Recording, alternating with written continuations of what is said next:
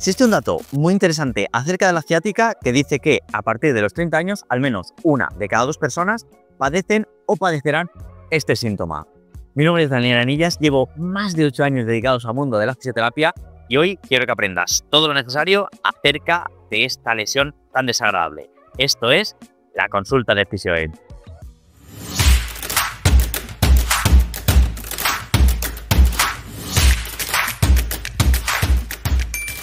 Bien, pues hoy lo primero quiero daros la bienvenida a este nuevo formato que también hemos querido empezar a trabajar con vosotros, que es la pequeña pizarra en la que vamos a hablar sobre esas patologías que tanta guerra os dan.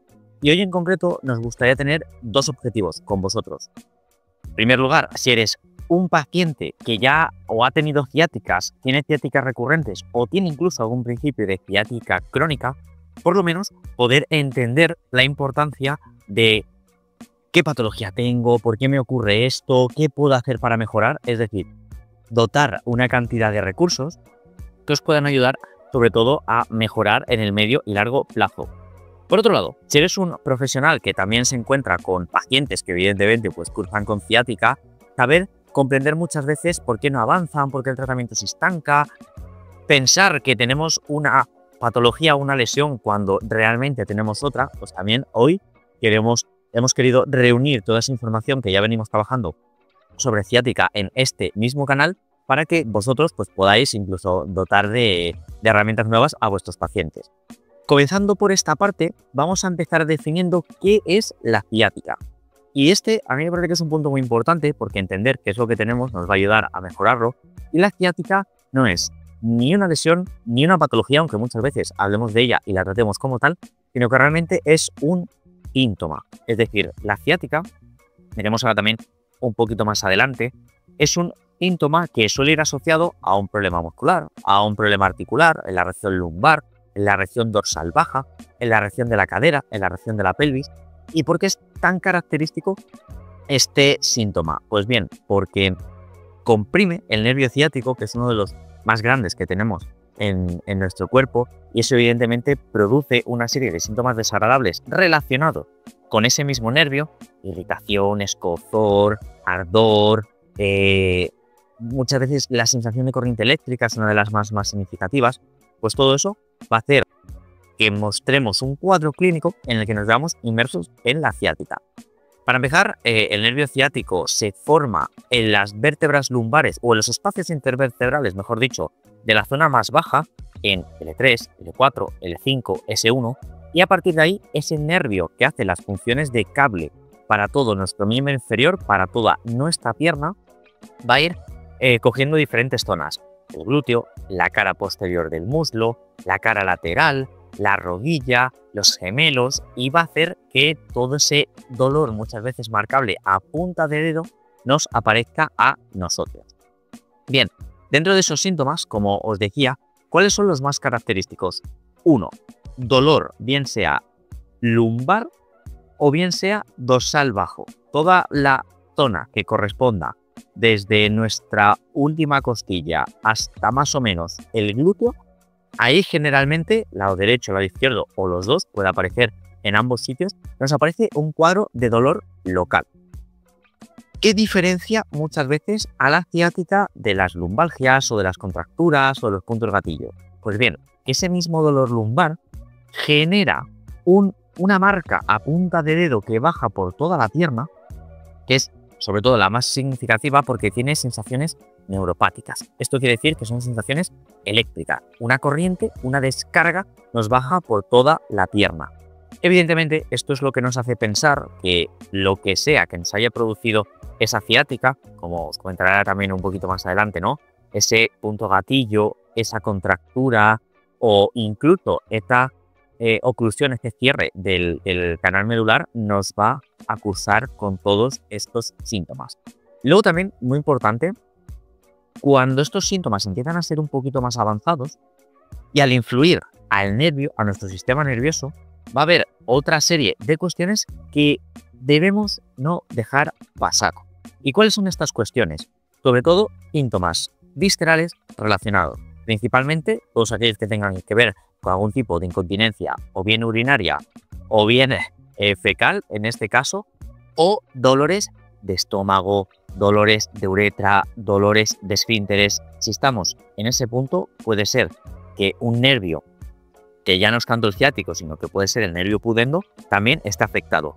En caso, y muy importante, aquí remarco, de que esto no se ocurra, el primer profesional que debemos visitar siempre es el médico, porque es posible que si esa ciática o ha tenido una larga evolución o ha tenido una evolución muy abrupta, es decir, es una ciática aguda, pero es una ciática que por lo que sea es mucho más grave de lo que nos pensamos, va a cursar con síntomas viscerales. Y aquí, primera visita al médico. Conviene que a lo mejor esa ciática la mantengamos a raya desde el minuto 1. Os decía que os iba a comentar también cuáles son las causas principales de la ciática y aquí podemos distinguir dos grandes bloques. El primero, causas articulares, bien sea en la médula o bien sea en el canal raquídeo o bien sea en la columna lumbar en este caso. Hay algo que generalmente suele ser el disco intervertebral que comprime ese nervio ciático. Aquí, una explicación que me gusta daros mucho. Dentro de estas causas articulares de la ciática, podemos estar hablando de una estenosis de canal, podemos estar hablando de una hernia, podemos estar hablando de una protusión. ¿Por qué esto es muy importante? Porque el disco intervertebral, que es esta estructura que va a ser culpable muchas de las veces, se compone de la siguiente forma. Es una imagen que vosotros veis a vuestra izquierda. Ese disco es un amortiguador que se sitúa entre las vértebras. ¿Para qué? Para mitigar el impacto y el daño que sufren mis vértebras. Pensar que las vértebras cargan con nuestro peso durante toda la vida y evidentemente si no les ponemos un pequeño amortiguador, pues tarde o temprano las desgastaríamos con 30 o 40 años, mucho más rápido de lo que suele ser normal hoy en día. Pues ese amortiguador se compone de una parte central gelatinosa y de una serie de anillos fibrosos concéntricos que son un poquito más duros. ¿Qué ocurre? Que con el paso del tiempo y un montón de factores genéticos, malas posturas, ese núcleo pulposo, esa gelatina, va erosionando cada uno de los anillos hasta que muchas veces se sale a la zona que tenemos justo por detrás. ¿Cuál es el problema? En esa zona posterior comprimimos el canal medular, que es el origen de todo nuestro sistema nervioso periférico, es decir, de todos esos cables que van a ir hacia nuestros brazos, hacia nuestro abdomen, hacia nuestras piernas, y cuando eso ocurre, más allá de sensaciones musculoesqueléticas, impacto, sensación de rigidez, vamos a empezar a tener esas sensaciones neuropáticas, ardor, escozor, irradiación. Pues bien, os decía que esto es muy importante porque cuando la causa es articular, generalmente el pronóstico también es un poquito peor. Existen muchos métodos dentro de fisioterapia y de las terapias conservadoras que pueden ayudar a mejorarlos, pero esto suele ser la gran mayoría de casos en los que nos van a plantear la operación, y no siempre, por lo menos, en una amplia mayoría. Por otro lado, vamos a tener también causas musculoesqueléticas, y aquí principalmente, una vez que nuestro nervio ha salido del canal medular, ha salido de esa médula espinal, ha pasado por el ganglio de la raíz, empieza a hacer todo su recorrido. Empieza a L3, L4, L5, son vértebras lumbares, sale y ya, como si fuese una carretera, igual, me empieza a hacer todo el circuito hacia abajo. ¿Qué ocurre? Que como en cualquier otra carretera, en cualquier punto de este circuito puede haber atasco, puede haber compresiones, puede haber pinzamientos. También es verdad que el término pinzamiento no me gusta mucho, pero creo que se entiende bastante bien. Pues a lo largo de todo ese recorrido nervioso puede haber pinzamientos.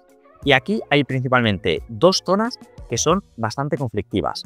Primero, el cuadrado lumbar, justo una vez mi nervio ha salido de esa zona articular, se empieza a meter en el cuadrado lumbar y ahí, bien sea por un espasmo, bien sea por una contractura, bien sea por un punto gatillo, podemos tener primer atrapamiento, muchas veces asociado a la misma lumbalgia.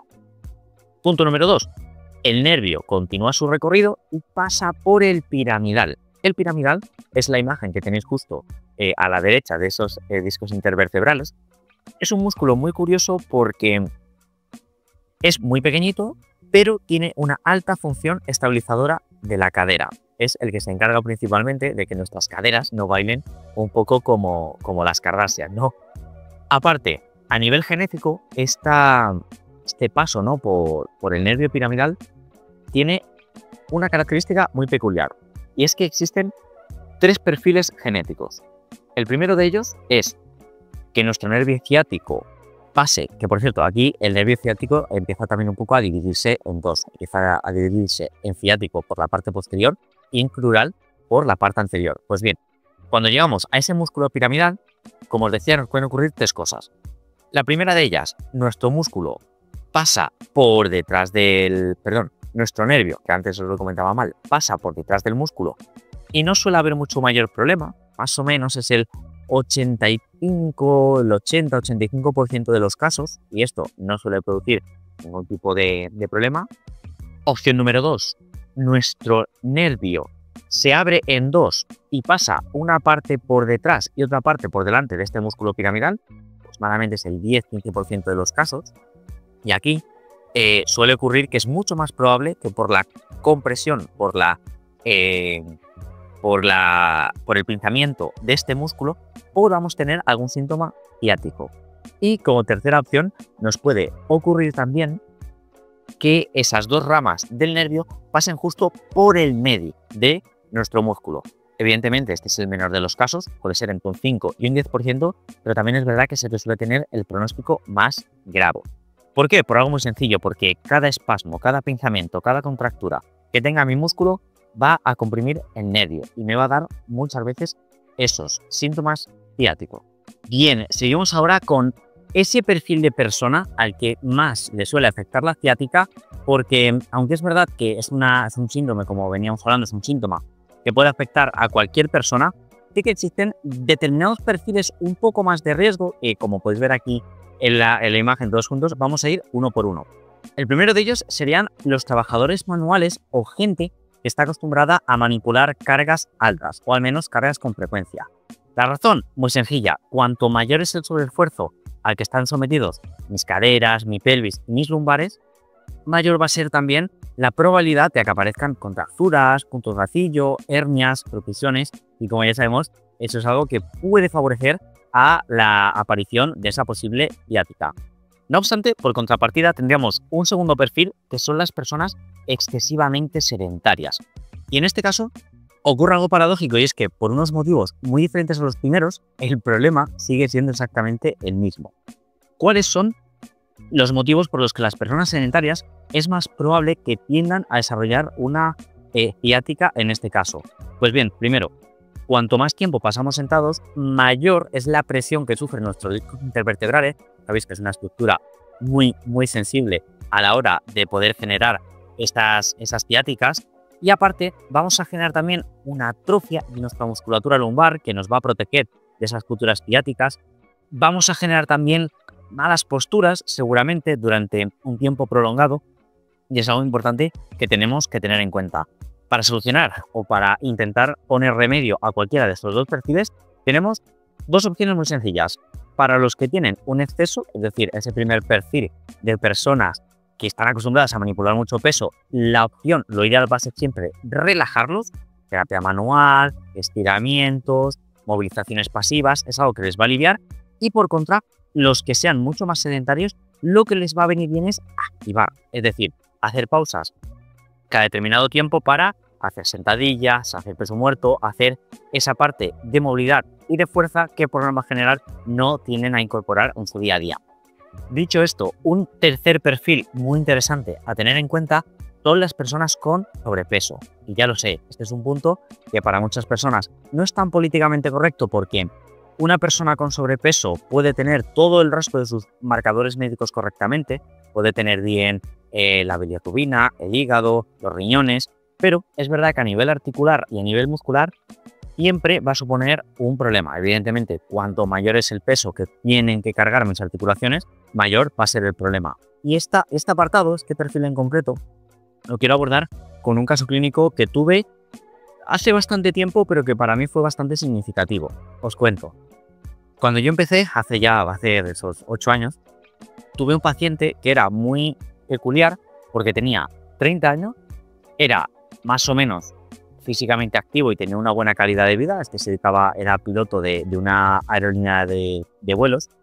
Y es muy curioso porque cuando yo lo empezaba a tratar, no me coincidía el dolor que tenía con su perfil. Es decir, persona joven, físicamente activa, buena calidad de vida, porque si me dices que a lo mejor estás todo el día, ¿no?, moviendo cajas o moviendo hierro, pues puede ser un poquito más el problema. Pero este no era su caso.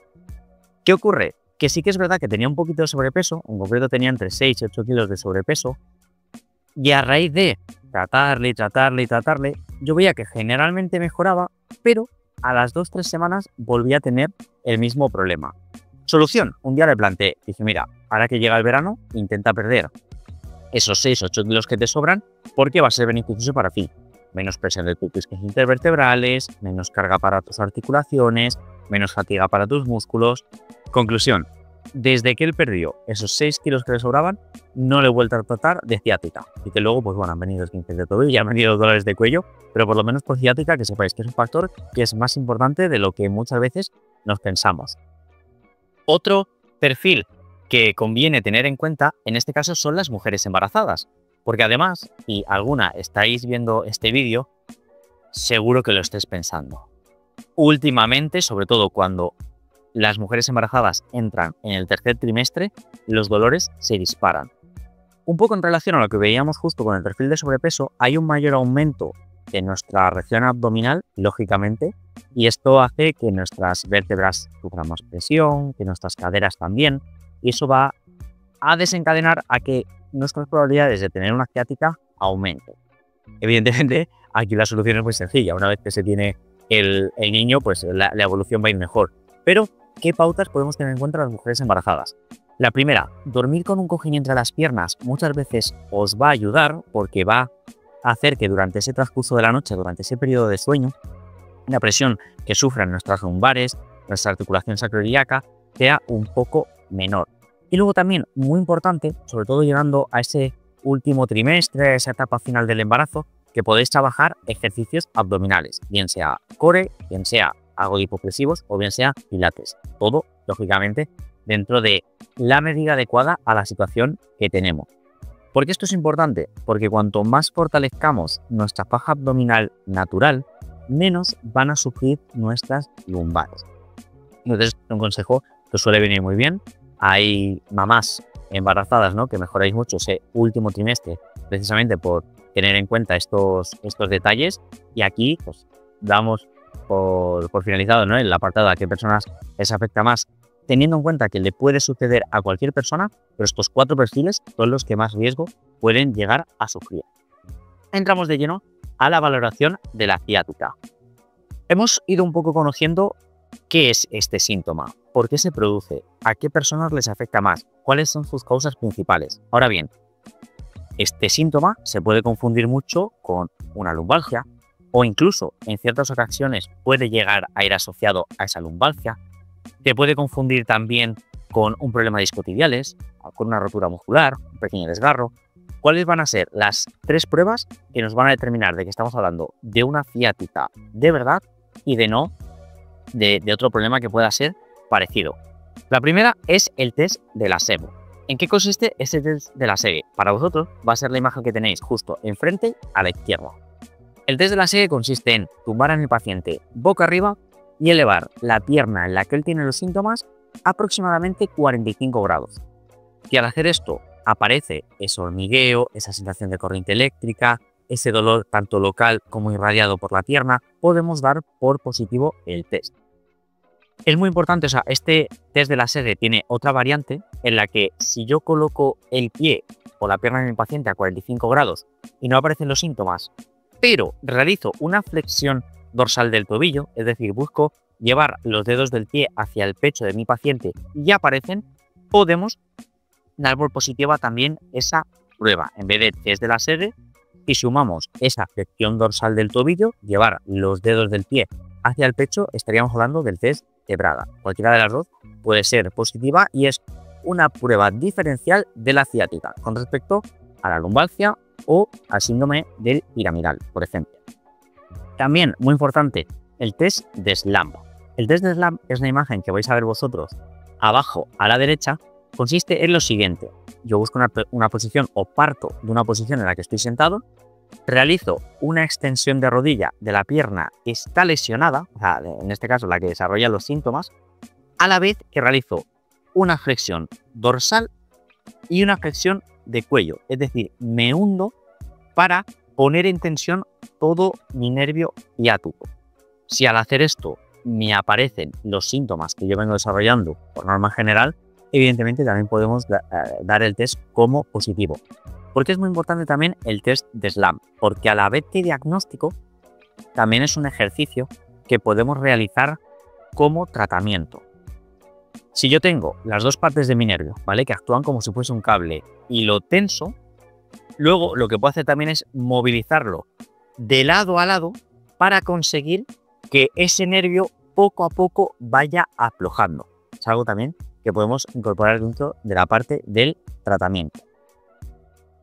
Otra cuestión muy importante y que nos hacéis con mucha frecuencia es la de cuánto tarda en desaparecer la ciática. Esto es una cuestión importante porque a muchos de vosotros, lógicamente, os va a tener preocupados y podemos distinguir dos perfiles distintos. Por un lado, vamos a hablar de ciáticas agudas, es decir, aquellas que han cursado o bien con un golpe, o bien con alguna caída, o bien con alguna contractura, o bien con alguna hernia o protrusión puntual. Es decir, hay algo que está produciendo que ese cable se comprima. Y mi ciática es aguda, generalmente tiene un tiempo de remisión de 2 a 4 días.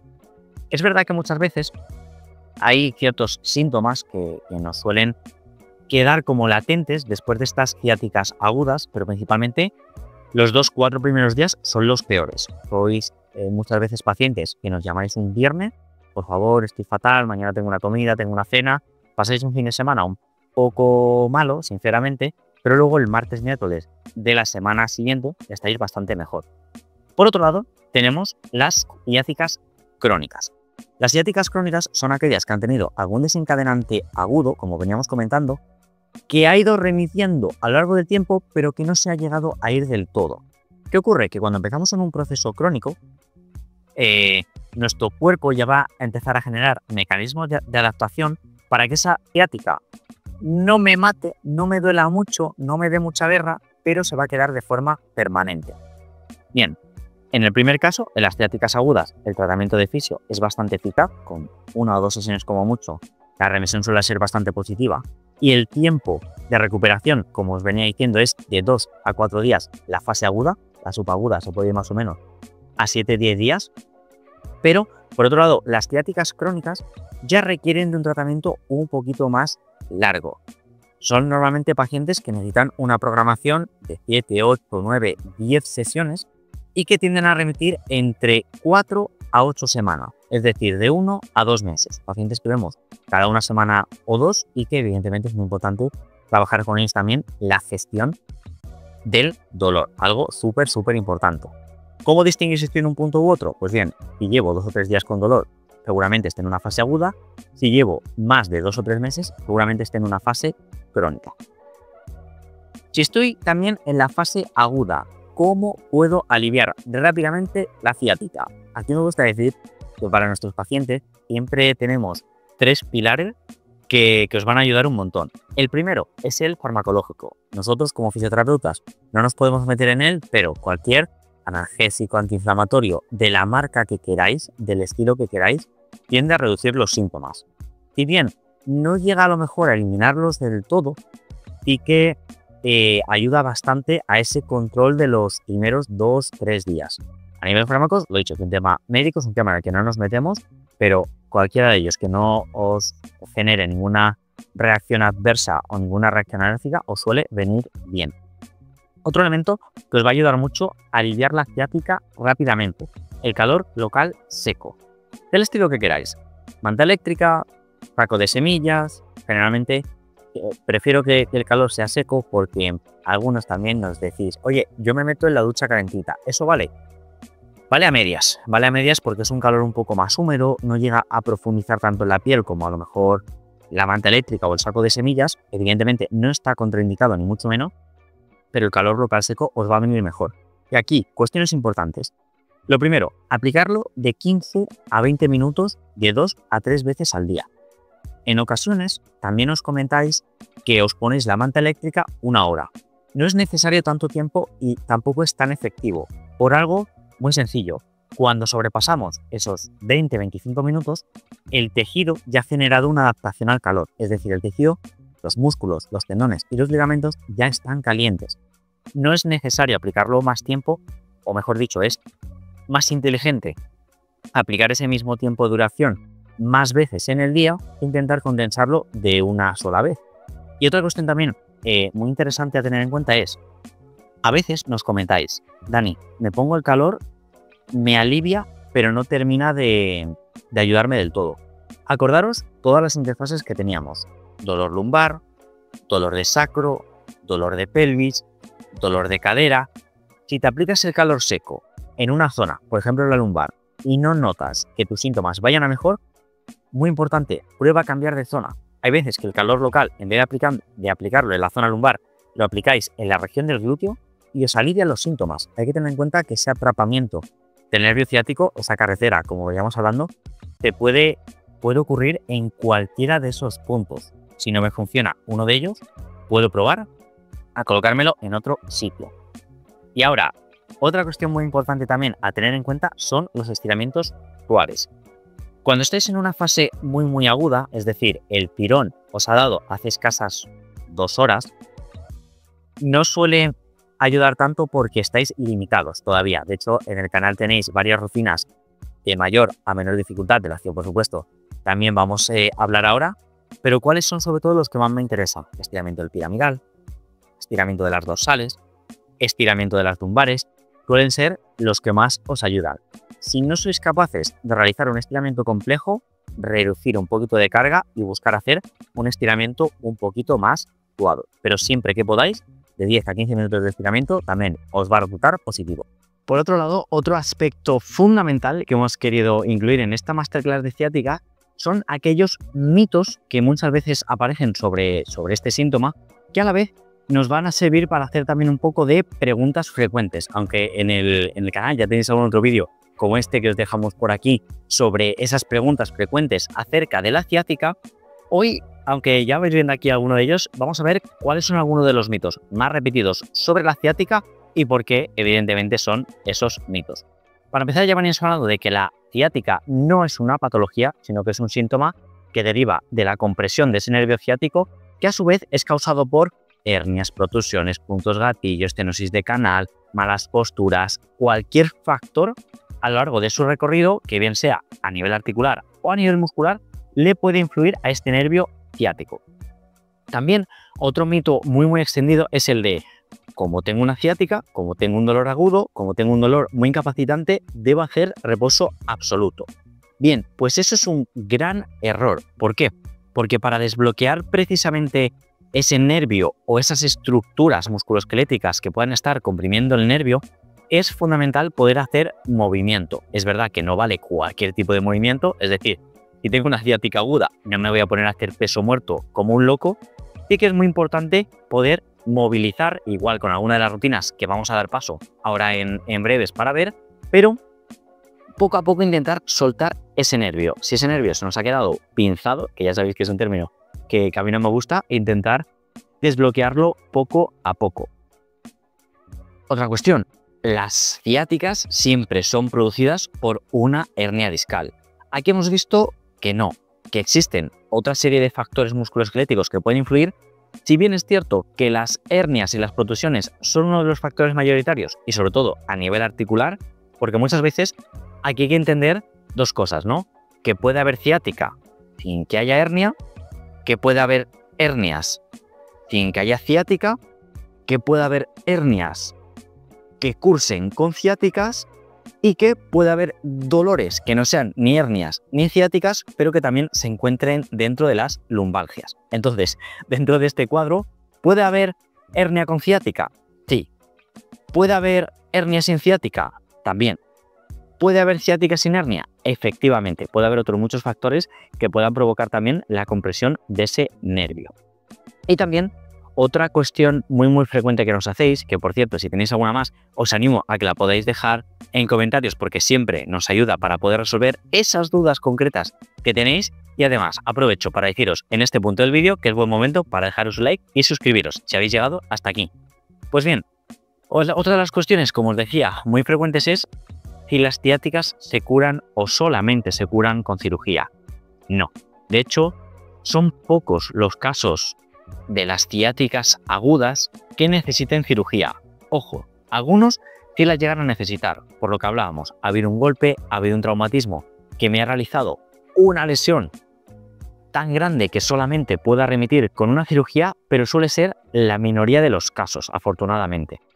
Muchos de los tratamientos conservadores, los masajes, la punción seca, el calor local, las movilizaciones, los estiramientos. Fijaros, si tenéis recursos a vuestra disposición antes de llegar a la cirugía. Y esto os lo cuento porque es verdad que la fisioterapia es una de esas profesiones que muchas veces ayuda a evitar que mi paciente termine en una consulta de cirugía. Que volvemos a lo mismo, que cuando es necesario, es necesario. Y ahí sí que no podemos hacer nada, llueva, truene o lo que sea. Pero si lo podemos evitar, al final las cirugías no dejan de ser una agresión más para nuestro cuerpo. No deja de ser una intervención de la que tampoco tenemos garantías. Muchas de ellas suelen resultar bien, pero muchas pues no tienen por qué salir igual de bien. Y ahora, una vez hemos llegado hasta aquí, vamos a empezar a hablar de esas rutinas que podemos tener en casa para aliviar la ciática. Hoy en concreto vamos a hablar de 3 y ya os advierto que son las 3 rutinas que tenemos en el canal, en los vídeos que vais a ver por aquí por las tarjetas, y la primera de ellas es una rutina formato Tabata. ¿Esto en qué consiste? Hemos seleccionado 8 ejercicios, realmente son 4, pero algunos de ellos los vamos a hacer tanto por nuestro lado derecho como por nuestro lado izquierdo, es decir, por cada set van a formar esos 8 ejercicios en los que vamos a tener 20 segundos de activación, voy a tener 20 segundos para poder realizar mi ejercicio y 10 segundos de descanso. En esta primera rutina, los ejercicios que hemos querido seleccionar son el estiramiento del piramidal boca arriba, estiramientos de isquiotibiales boca arriba, estiramientos lumbares boca arriba y el ejercicio de la paloma, que es un ejercicio que se realiza tumbado boca abajo apoyando la rodilla en el suelo. Como os digo, si tenéis alguna de las dudas, esta es la rutina que os tenéis que pasar a ver. Para mí, ¿por qué es importante esta rutina? Esta rutina, o bien cuando estamos en una fase aguda de la cual ya han pasado esos 3 o 4 días, vamos a poder realizar, o bien si estamos con esa ciática crónica que no esté en uno de esos picos agudos. Esta rutina es ideal para realizar de 3 a 5 sets. Como es una rutina Tabata, cada set va a terminar compuesto de unos 4 minutos y medio aproximadamente. Lo realizamos 3 veces, nos iríamos a los 12-14 minutos. Si lo realizamos 5 veces, estaríamos realizando en torno a 20 minutos de actividad física. Esta rutina es una rutina que no os va a robar mucho tiempo en el día a día y créeme que os va a dar muchísimas alegrías. Bien, como segunda rutina tenemos una rutina de core, del fortalecimiento abdominal. Esta rutina a mí en concreto me gusta muchísimo porque cuanto más fortalezcamos nuestro core, cuanto más fortalezcamos nuestra región abdominal, menos van a sufrir nuestras lumbares y por ende todas esas series de estructuras que vienen después. Cadera, pelvis, isquiotibiales, miembro inferior, etcétera, etcétera. Esta rutina, por supuesto, es una rutina más de fuerza, se compone de 5 ejercicios, de los cuales vamos a realizar 10 repeticiones por cada serie. Luego esta serie conviene, igual que la completemos, de 3 a 5 veces. Mi consejo es que si eres un poquito más iniciado, la hagas al principio 3 veces.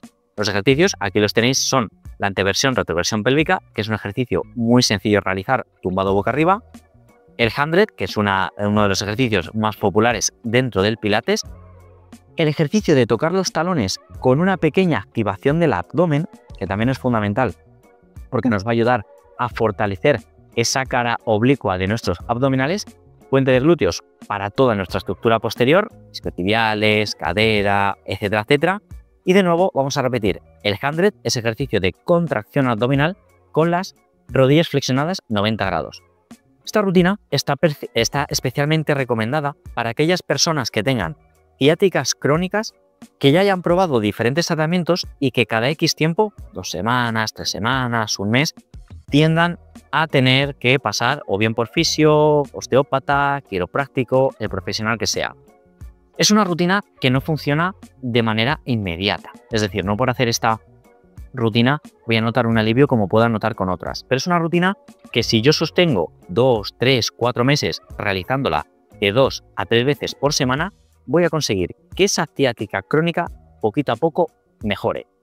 Otro perfil en el que es muy interesante esta rutina, en personas que no tengan ciáticas, pero, o sea, que no tengan ninguna ciática aguda en este caso, pero que tengan tendencia a tener ciáticas agudas de forma periódica. Es decir, paciente que, Dani, cada 2-3 meses me da una ciática. Bien, pues vamos a intentar con esta rutina de fortalecimiento del core, intentar que esa ciática te aparezca cada 4, 5, 6 meses. Es decir, ir espaciando cada vez un poquito más la frecuencia con la que pueda aparecer mi ciática. Y por último, la rutina que vamos a ver hoy es una rutina especialmente indicada para aliviar la ciática. Es una rutina en la que vamos a trabajar mucho la extensión de la espalda para precisamente intentar descomprimir ese nervio ciático. Esta rutina está un poquito más indicada en personas que tengan un brote agudo, siempre y cuando no se encuentre dentro de las primeras 24-48 horas, que evidentemente suele ser el momento más delicado, y prácticamente en todo tipo de personas. Estos son los ejercicios más sencillos o de los más sencillos que vas a poder realizar. Y como ves aquí, vamos a seguir una estructura muy parecida a la anterior. Tenemos un bloque de 5 ejercicios, pero en esta ocasión, al ser estiramientos, vamos a buscar mantener cada uno de ellos 30 segundos. El primero, el ejercicio de la cobra. Yo estoy tumbado boca arriba y voy a realizar un pequeño arqueamiento de mi espalda. El segundo, el maometano, voy a ir hacia atrás para que mi talón intente quedarse pegado a los glúteos y yo pueda estirar bien mis dorsales.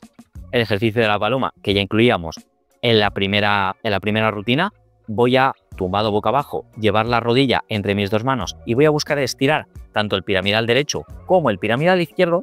Y por último, el ejercicio de pirámide, que es un ejercicio súper, fantástico, a mí me encanta, es un ejercicio súper práctico para estirar toda mi cadena posterior.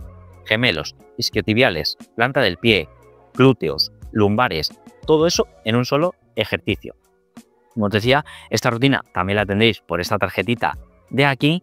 Es clave sobre todo si quieres aliviar la ciática de una forma más o menos rápida. Aún así, cualquier duda, pregunta que puedas tener, si las has probado, déjanosla aquí en comentarios. Y por mi parte, llegamos ya al final de esta masterclass de más de media hora en la que hemos hablado sobre todos los factores que hemos considerado importantes de la ciática. Primero, gracias por llegar hasta aquí y gracias por suscribirte si es que no lo habías hecho todavía. Y aquí quiero hacer un poco resumen de todos esos aspectos clave que hemos visto sobre la ciática. Punto número 1, no es una patología, es un síntoma y por ende te puede tratar, te puede trabajar. Se diferencia de muchas lumbalgias, de muchas otras lesiones lumbares, porque el dolor es irradiado, el dolor es eléctrico, el dolor discurre a lo largo de toda la pierna y eso lo podemos testar a través de las diferentes pruebas de valoración que tenemos, el test de la SERE, el test de Bragar y el test de SLAM, entre otros muchos. Como síntoma puede afectar a cualquier persona, pero sobre todo hay varios factores o varios perfiles que son un poquito más vulnerables. Trabajadores físicos, trabajadores sedentarios, personas con sobrepeso, mujeres embarazadas, sobre todo en ese último trimestre. Si yo quiero, me paso también a las causas que me las estaba saltando. Dentro de las causas podemos tener dos bloques muy grandes, articulares si mi lesión está a nivel del disco intervertebral, a nivel de la columna, o bien factores musculares, si tengo una contractura, si tengo un punto gatillo por algún sobreesfuerzo, por diferentes razones de las que hemos ido viendo durante toda esta masterclass. Podemos enfrentarnos también a ciáticas agudas y llevo con ellas 24-48 horas y normalmente suele haber un antecedente traumático de por medio, un esfuerzo deportivo, algún golpe, caída, etcétera, etcétera. O puedo tener ciáticas crónicas y ya pasadas esos 4 días o esa semana yo mantengo alguno de los síntomas. Se abordan de manera distinta, de manera diferente y en todos estos casos la fisioterapia es siempre un recurso fundamental. Hemos visto también algunos de los mitos más sonados acerca de las ciáticas. Se puede curar sin cirugía, no siempre depende de una hernia. También el reposo absoluto no es la mejor de las indicaciones en la gran mayoría de casos. Y visto todo esto, espero que esta clase os haya resultado de utilidad. Lo dicho, nos vemos en próximos vídeos sobre ciática. Tenéis un montón de contenido que hemos ido publicando a lo largo de estas semanas por el canal. Por mi parte, nada más. Me despido, nos vemos en próximos vídeos. Chao.